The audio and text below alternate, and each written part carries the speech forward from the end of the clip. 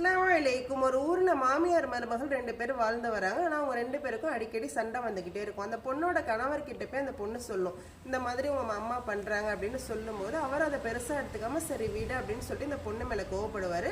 ஆனா அந்த பொண்ணோட அப்பா வந்துட்டு பெரிய டாக்டர். அந்த பொண்ணு வந்துட்டு அவங்க அப்பா கிட்ட போய் சொல்லும், இந்த மாதிரி என் மாமியாவை கொலை பண்ணணும், அதுக்காக எனக்கு விஷம் கொடுங்க அப்படின்னு சொல்லும்போது இல்ல இல்ல அப்படிலாம் கொலை பண்ணா நம்மளாம் ஜெயிலுக்கு தான் போகணும் அப்படின்னு சொல்லிட்டு அவங்க அப்பா சொல்லுவாரு.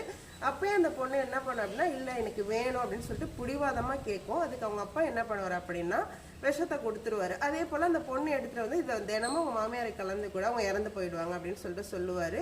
கொஞ்ச நாளைக்கு அப்புறம் அவங்க மாமியார் வந்து அந்த பொண்ணு மேல ரொம்ப பாசமாயிடுவாங்க. அந்த பொண்ணு வந்து கேட்கும், அப்பா என் மாமியார் இப்பெல்லாம் ரொம்ப என் மேல பாசமா இருக்காங்க, அதனால அந்த விஷம் எனக்கு வேணாம், அதுக்கு மாத்து மருந்து ஏதாச்சும் கொடுங்கப்பா அப்படின்னு அந்த பொண்ணு வந்து கேட்கும். அதுக்கு அவங்க அப்பா வந்து சிரிப்பாரு. ஏன் அப்படின்னா நான் உனக்கு கொடுத்தது விஷமே கிடையாது, அது வந்து சீனி